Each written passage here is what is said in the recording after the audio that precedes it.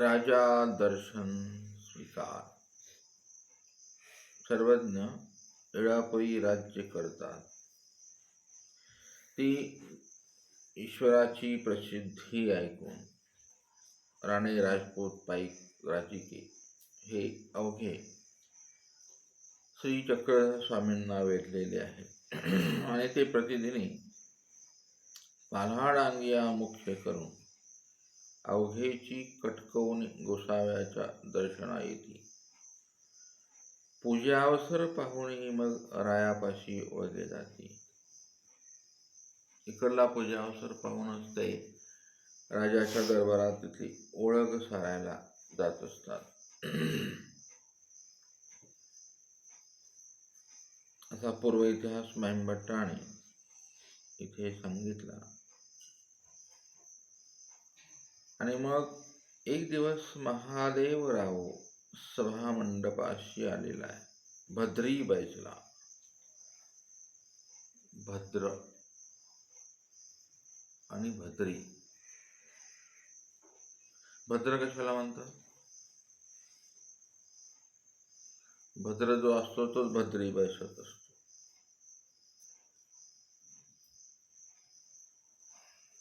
कशाला म्हणतात भद्र?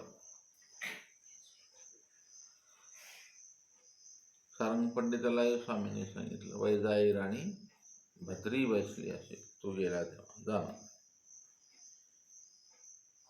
भद्र म्हणजे मंगल, जे चांगलं आहे किंवा जो चांगला आहे तोच चांगल्या असणार बसावा. वाईटाने असं बसू नये, ही संकेत आहे ते.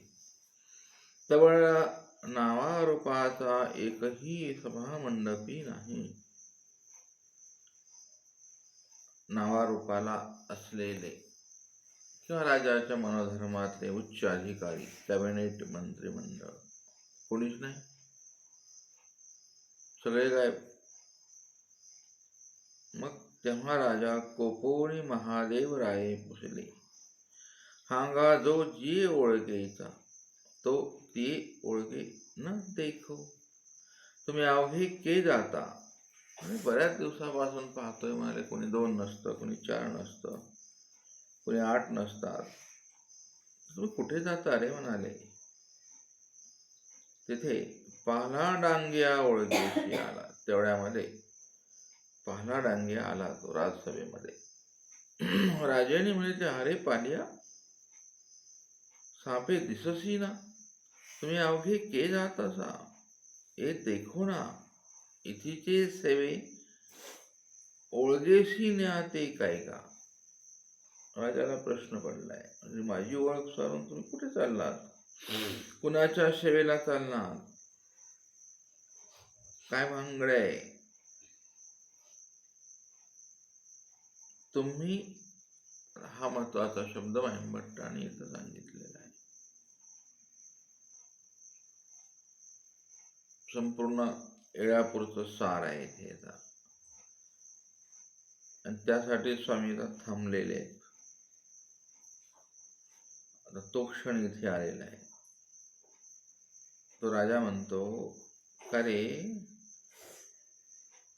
तुम्ही प्रसन्न वदन आनंद भरीत ऐसे दिसत असा.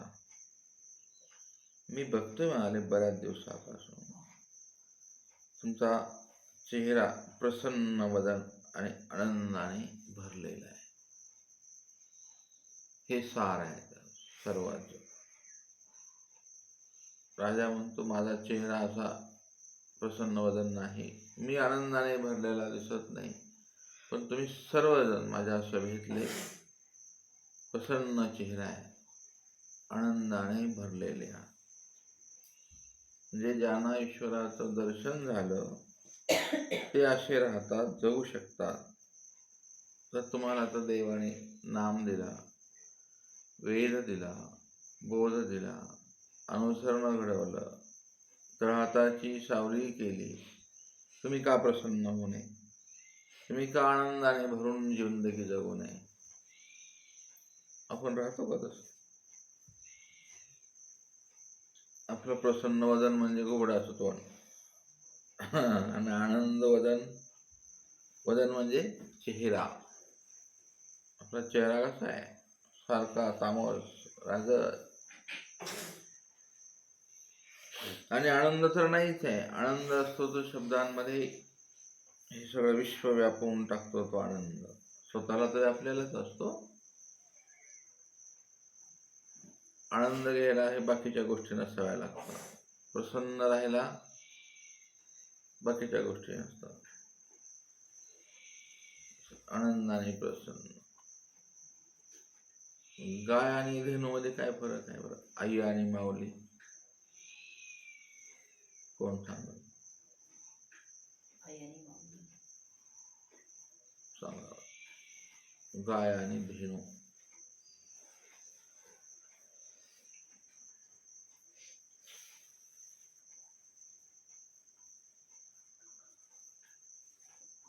माऊली प्रसन्न असते, धेनू आनंदाचे असते.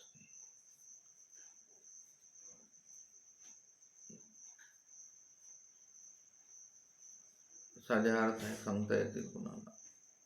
विचार करा, नंतर उद्या सांगा. हे काही नवीनच प्रकारे अध्यात्म.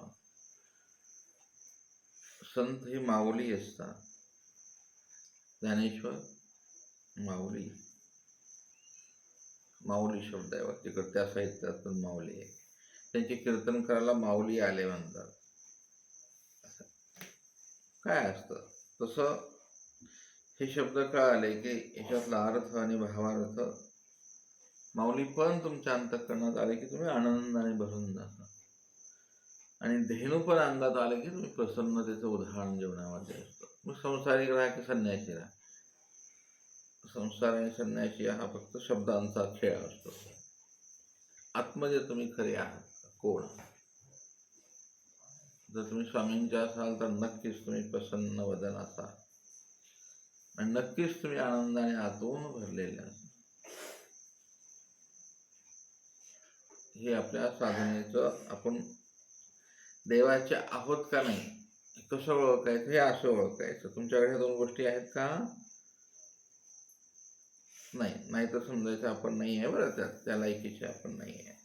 मन असेल तर मग ती करून घ्यावं. आपलं वदन थोडं प्रसन्न ठेवायला शिकावं. संसारात त्याच्यामुळे तर सगळे भांडण दुःख आहे. घरात आल्या कष्ट करून आलेला माणूस काय पाहतो? घरातल्या व्यक्तींचे प्रसन्न वदन पाहतो, आहे की नाही? आणि अगोदर जरा प्रियाचा चेहरा पाहतो तो बायको, आणि ती बाई दिवसभर आनंद. नवरा आला की त्याची फुगून बसते रेडा झाला. मग तो तिकडे आई वडिलांचा चेहरा पाहतो, त्यांचाही फुगलेला असतो. झाला. कसला आनंद, कसला काय सुरू झाला. हा खेळ प्रसवांचा. मला नाही प्रसव आवडतो असं, पण मला तेच आहे. का तुम्ही आनंदात राहत? कारण अडचण काय आहे सांगा? जेवायला भेटत नाही, भेट. पण त्या आनंदाला विरजण टाकणाऱ्या शब्द असतात, कृती असतात आणि पदार्थ असतात. ह्या 3 गोष्टींनी संसारात बी ते आहे आणि परमार्थात बी तेच आहे. समसमान दृष्टी बदलली आपली, बोलण्याची, वागण्याची, खाण्यापिण्याची समानता भंगली. त्या गोष्टी जन्माला येतात. अधिकार बायसांनीच त्या निमित्तीचा अधिकार घेतला. दुसऱ्याला दिलता का स्वामींनी? बायसा सम वागायचे आहे की तुझं नसतं. आपण क्षणाचे मालक होऊन बसतो तर ते असं आनंद मग राहत नाही. तो राज प्रसन्नता जाते.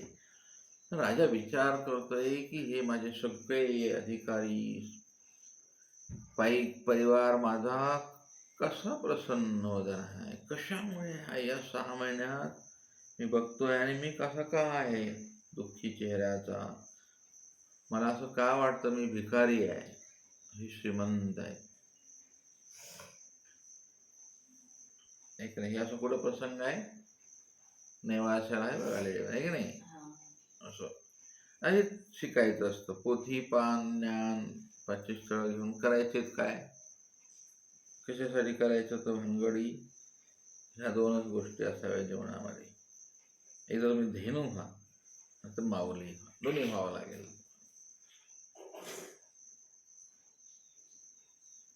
म्हशीच्या ह्याला काय म्हणतात? बाळाला, म्हशीच्या लेकराला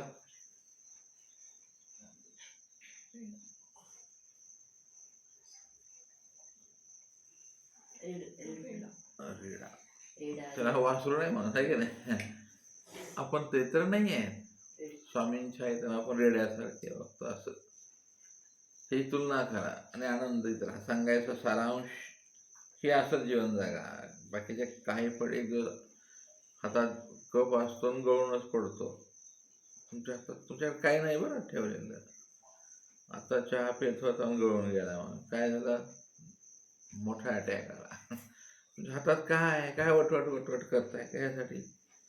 स्वतः आनंदाने राहा, दुसऱ्याला आनंदाने जगू द्या. ह्याचा मुख्य मुद्दा आहे. स्वामींच्या अवताराचं तेच कार्य आहे. आणि जो असा असेल तोच स्मरण करू शकेल, तोच साधना करू शकेल, तोच ईश्वराला आठवू शकेल, आहे की नाही. तुमची प्रसन्नता नाही, तुमच्या जीवनात आनंद नाही, सगळा खेळ चालू आहे आजूबाजूला, तुम्ही कसं आठवाल देवाला? शक्य आहे? प्रत्येकाची जबाबदारी असते, संसारात असा की परमार्थात असा. याच्यावरती विरजन पडेल असं कोणीही वागू नये. हा संकल्प घ्यावा लागतो प्रति दिवसाला. उठलं की देवा, माझा आनंद आणि माझी प्रसन्नता जाईल. उठल्या उठल्या साधकांनी प्रार्थना करावी, असा आजचा दिवस मला प्रसन्नतेचा जाऊ दे बाबा, आनंदाचा जाऊ दे. नाहीतर तुमचा आनंद हिरवणारे आणि प्रसन्नता घेऊन जाणारे खूप येतात जीवनामध्ये आपल्या.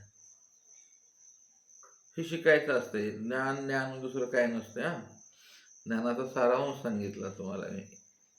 याच्यासाठी ज्ञान असतं. आणि आला सगळे तसे वागले तर समजायचं हा आपला पूर्वजन्मीचा भोग देवाने दिलेला आहे, तोही आनंदाने घ्या. मग वा वा वा. स्वामीने सांगितलं मारिता पूजिता का सांगितलं की तुम्ही आनंदात विरजन नाही पडलं पाहिजे. कारण ते त्या प्रसवांचे आहेत ना. मग भोग तू आनंदाने, प्रसन्न वदनाने. वा वा, थँक्स गॉड. आहा, इतका आरोप आला. छान छान छान. माझं एवढं मन दुखवलं. वा वा स्वामी, मी कुठेतरी दुखवलं असेल ना साधकाचं.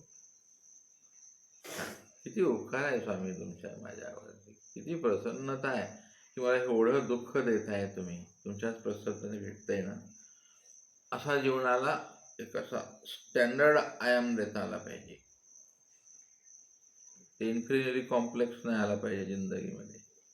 ते डोपामाइन असं वेगळं द्रवतं मग मेंदूमध्ये. ईश्वराचा मनोधर्म भंगतो त्यावेळेला, दुसरं काय होत नाही. स्वामी सकळ जाणते आहेत, असं कधी समजू नका की स्वामी उत्तरापंथी आहेत. स्वामी इथेच असतात. हवा उत्तरापंथी जाऊन बसेल का कधी? प्रकाश उत्तरापंथी जाऊन बसेल? तसे स्वामींचं व्यापक स्वरूप आहे. ह्याला म्हणायचं तुम्हाला आता पूर्ण ज्ञान झालं, जाणीव झाली. मग जाणवून नेमता तो चांगला असतो. त्याने जाणले हे असंच असतं प्रपंचात. माणसं अशीच असतात. प्रत्येकांचे स्वभाव वेगळे असतात. प्रकृती, स्वभाव, भाषा आणि आत्मधला राहतच तामसपणा, प्रसव, क्षोभ. राजा तेच ओळखायला लागला की माझ्या जीवनात मला का नाही, माझ्याकडं सगळं आहे, पण मी असा का गरीब भिकारी दिसतोय यांच्यासमोर. हे कोणाच्या दर्शनाला जातात? चक्रधर स्वामींच्या.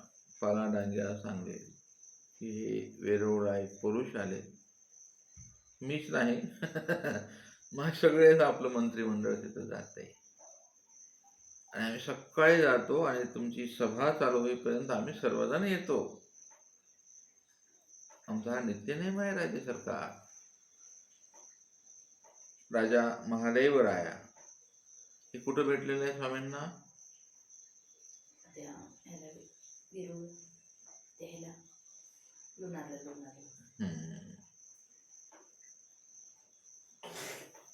धाकुटे दशेचे महादेवराव लीळाचरित्रात उल्लेख आहे.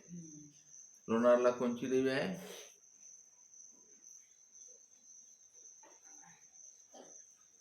त्या देवीच्या दर्शनाला गेले. तर हे राजा आणि पहाडांग्याचा संवाद जीवन बदलवून जातो. ह्यासाठी स्वामी तिथे वेरूळला आलेले, राजासाठी. स्वामी बाकीनं काय कर्तव्य असेल नसेल तो मधला विषय आहे. स्वामींच्या ईश्वर स्वरूपाचा हा तो विषय आहे. पण आता मुख्य विषय इथे आहे. आणि तेवढ्यामध्ये हे सगळं संभाषण चालू आहे. माननीय मंडळीकांची सभा तेवढ्यात घनदाट बैसली. सगळे आले स्वामींच्या दर्शनाला जाऊन पट. सगळे आपापल्या आसनं घेऊन आपापल्या तलवारी बिलवारी घेऊन सगळे व्यवस्थित बसले आणि घनदाट सभा बसली. राजा बघतोय. हे तुम्ही राजा व्हा आणि मग लिहायचं चिंतन करा. तो राजा बघतोय सभेकडे. सगळ्यांचा चेहरा वाकू वाकू बघते. हे पण सगळे प्रसन्नच आहेत. म्हणाले, मी का असा आहे भिकारी? स्वतः पहा. राजा पाहू लागला.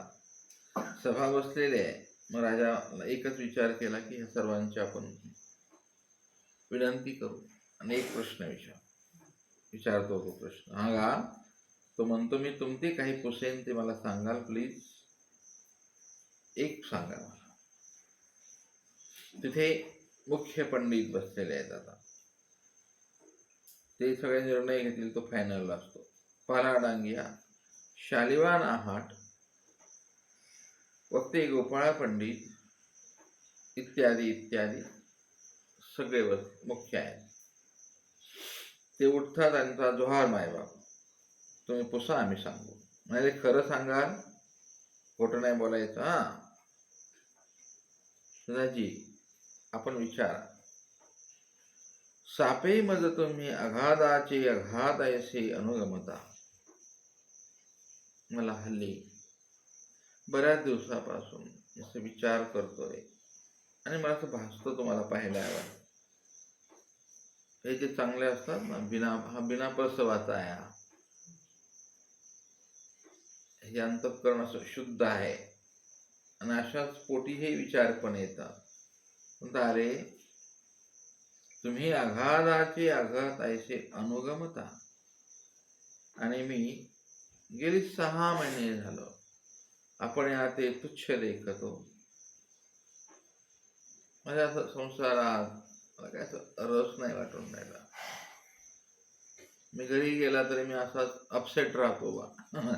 उदासीनता मला अशी जाणवते की मी असा काय, तुम्ही अशी का? हे सौभाग्यश्री मग येतुके दिवस नाही. हे सौभाग्यश्री ही उपाधी लावली पाहिजे होती आपण.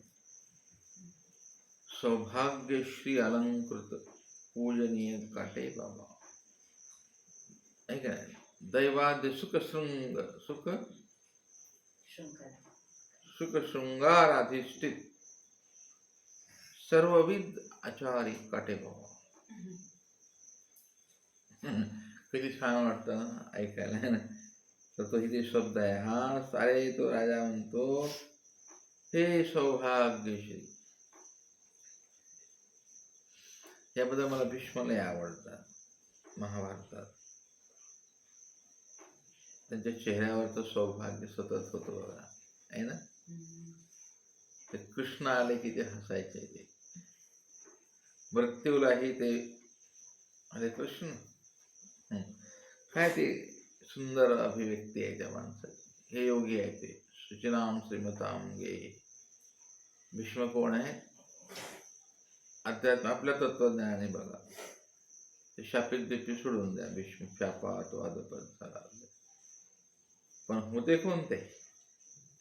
जीव हा इकडला पण अधिकार आहे त्यांचा. पहा त्यांची व्यक्तिरेखा. मृत्यूला सुद्धा म्हणतात कृष्ण समोर आहेस ना, मरू दे ना मला रे. मालिका काढणाऱ्याने किती चिंतन केलं असं, आपल्यापेक्षा 10 पट चिंतन असेल. सोपं नाही ते दृश्य, ते उभा करणं कॅरेक्टर, तसं दृश्य, तशी भाषा, तसं शब्द, हे तुम्हाला व्हायचं म्हणून सांगायलोय मी ना. तुम्हाला साधनात तुम्ही आलात की असं ते सगळं तुम्हाला एक अभिनेता म्हणून जीवन जगावं लागतं. स्वामींसाठी अभिनय करता आला पाहिजे तुम्हाला म्हणून सांगायलोय. सांगण्याचा अर्थ असा कधीही विपरीत नका घेत जाऊ. त्याच्यामध्ये तुम्ही पात्र बनवा स्वतःला. असं तुम्हाला काय सौभाग्यश्री आहात तुम्ही, आणि मी म्हणाले मूर्ख, मला काहीच नाही. तर हे जी अपूर्वता आहे तुमच्या जीवनामध्ये, ती कशाने आली ते मला सांगाल? मी तुम्हाला विनंती करतो. मग सर्वजण म्हणतात राजेंद्र शब्द आहे इथे. महाभारतात कोणता शब्द आहे? राजन. इथे राजेंद्र शब्द आहे. राजेंद्र चक्रवर्ती ते सांगतात राजाला की अचळ निर्भय देशी तर सांगे. आम्ही सांगू म्हणाले, पण तुम्ही आम्हाला हे द्या. राजा उठतो, त्याने सर्वांना हात जोडून सांगतो, आणि मी दिलं, अभय दिलं, निर्भय दिलं, सांगा. मग तिथे सांगतात पहाडांग्या वगैरे. जी म्हणाली राजा इळापुरी पुरुषे काले असती, तयाच्या दर्शनामी अवघे जात असो. तयाच्या ओळखी आधी जाओ, मग एथीचे ओळगे येऊ. ते देऊन यायचे आम्हाशी झाले. आणि मग त्यांनी गोसाव्यांचे गुणविशेष सांगितले. राजेने म्हणे तया नाव काही. ठीक आहे म्हणाले, नाव सांगा त्यांचं. आणि मग ते नाव सांगतात की ना श्री चांगदेवराव गोसावी. यासाठी स्वामी वेरूळला बसलेले आहेत.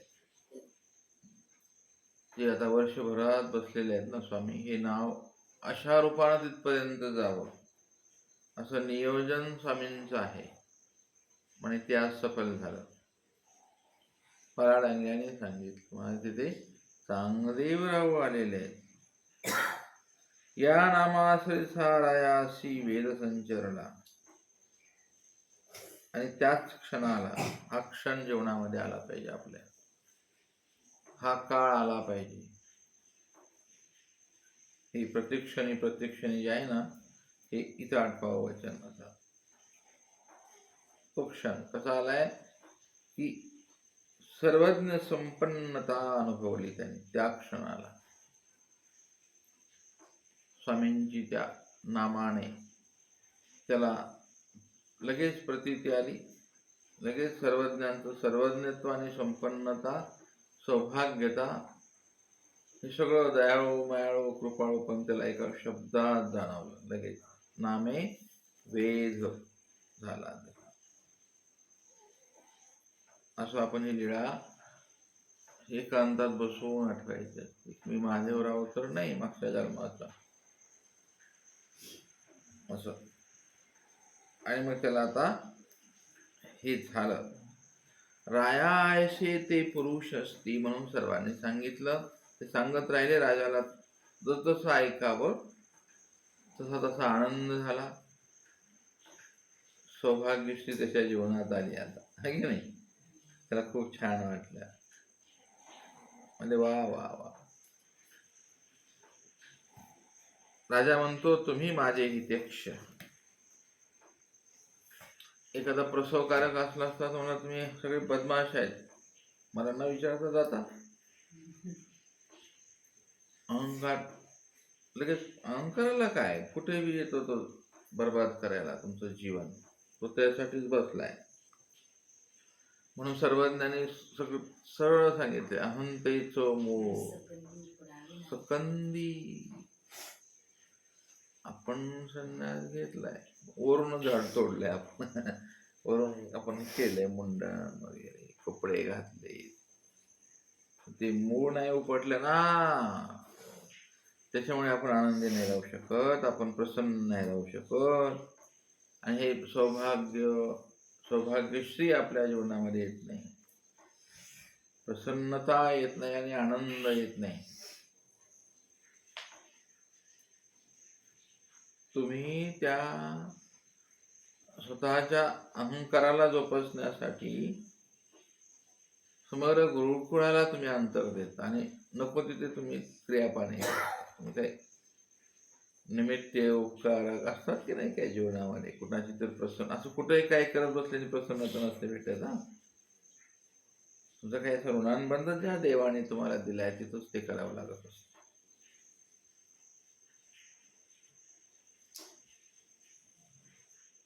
निमित्त माने आहे का नाही, भाजी गुरु मानावा, अशा अनेक कितीतरी निमित्ताची प्रसन्नता. मग हा विशेष गुण तिकडे दिसतो बघा, ते सातारकर मंडळ आहे का नाही, वगैरे वगैरे वगैरे. मुंबईचे लोक फुटत नाही बघा उपदेश, तिथं जाऊनच बसतात ते बरोबर. त्यांच्या समोरून जरी आपण गेलो साधू म्हणून, त्या स्वामी जरी गेले तर ते पहिले विचारतील, तुम्ही आमच्या वेळीतले आहे का, तर आमचा दंडवत, नंतर आमची क्रिया नाही तर दंडवत, तुम्ही निघावं, असं पूर्ण तो बरोबर त्या प्रसन्नतेत मग ते राहतात आणि मग त्यांना रिझल्ट पण येतो ना. अशी बसबसपुरी काय कामाची आहे नाही का. काय म्हणतात ना, खायचं एकाचं गायचं दुसऱ्याचं, खायचं एकाचं गायचं दुसऱ्याचं. मग त्यावेळेला ही सौभाग्यश्री येत नसते. तुम्ही का बरं त्यांच्यावर उदास आहे मग.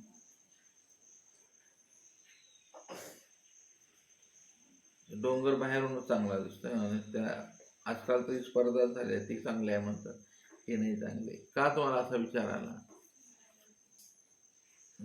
ते खराब आहेत म्हणाले. तुम्ही का निंदा करताय, कशासाठी. सर्व देवांची, पण मला जे दिलं ते मला दिलं देवाने, असं विचार करावा. तर राजा चांगल्या विचाराचा, तो म्हणतो माझे तुम्ही हितक्ष आहात, सुहृद आहात. त्यानं उठून सगळ्याला दंडवत केला असता नाही की नाही. ऐशा पुरुषाची मजप्रती गोष्टी न करा. आता तुमते काय म्हणू भले मा, आमते का चुकविता, तेही जुहारुणी सर्वांनी. जुहार मायबाप करून जुहार करावा लागते. क्षमा मागितली, राज्य सरकार म्हणाले आम्हाला क्षमा करा. तुम्ही काहीतरी कोपाल वगैरे म्हणून आम्ही सांगितलं नाही. राजा म्हणतो तरी आम्हाशी तयाच्या दर्शना न्याल, आम्ही येऊ का मग तुमच्यासोबत. आता दर्शनाची चाला जाऊ. चला म्हणाले, आता मला नाही थांबायचं, राज्य संपलं म्हणाले माझा. काय मी कशासाठी राज्य करत होतो, प्रसन्नतेसाठी आणि आनंदासाठी. मला दोन्ही नाही आहेत माझ्या जीवनात. चला बरं म्हणाले, आता संपलं हे, उठा निघायचं. सर्वजण राजाला विनंती करतात, हो ठीक आहे जाऊ म्हणाले, पण आमचे पुसू द्या, आज्ञा घेऊ द्या, मग रावळापाशी नेऊ. म्हणजे चक्रधर स्वामींपाशी नेऊ, आणि तुम्ही पण रावळच आहेत, मग तुम्हाला पण घेऊन जाऊ आम्ही. थांबा म्हणाले थोडे एक दिवस. मग पलाडांगिया लगेच सांगू आला, स्वामींच्याकडे आला. अवघे सांगितले, जी राजे आताच येत होते, परी आम्ही वारिले. जी आज्ञा होय तर उदय गोसाव्याच्या दर्शना राव येत असे. आजचा दिवस गेला, पण उद्या तो थांबणार नाही बाबा, नक्की येणार. स्वामी म्हणतात ठीक, येऊ द्या. स्वामी म्हणतात येईल तर येऊ का. हे शब्द सुद्धा स्वामींनी स्वीकारले, गोसावी स्वीकारले असा महिमभट्ट उल्लेख करतात. पहा, शब्द सुद्धा स्वामीने स्वीकारावे लागतात. भटवासांना कळालं वाटतं आहे की नाही. भले केले केशव दया तुम्ही वागेश्वरी, वाक्पुष्पार्चन केले. ते स्वीकारलं म्हणून भटवासांना कळालं ना. छान छान केलं रे माझ्या तू मूर्ती प्रकाश दिला. वा वा वा निर्वेद. वा वा वा वा काय गीत गायलंस रे तू. वा वा मला नाही जमलं. महिमट्टाने वाक्पुष्पार्चन केलं आहे की नाही. आपल्या पूर्वजाने ही साधना समजलेली आहे. ब्रह्मविद्येचं लिखाण करून अंतःकरणातून जे जे स्वामींनी सांगितलं ते लिहित गेले आणि ग्रंथ आपणाला दिला. पोथ्या दिल्या आहे की नाही. पाचिस्थळ दिले, बंधांतर दिले. हे सगळं ईश्वराचंच असतंय.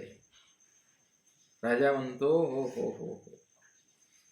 स्वामी म्हणतात बघा येईल तर येईल.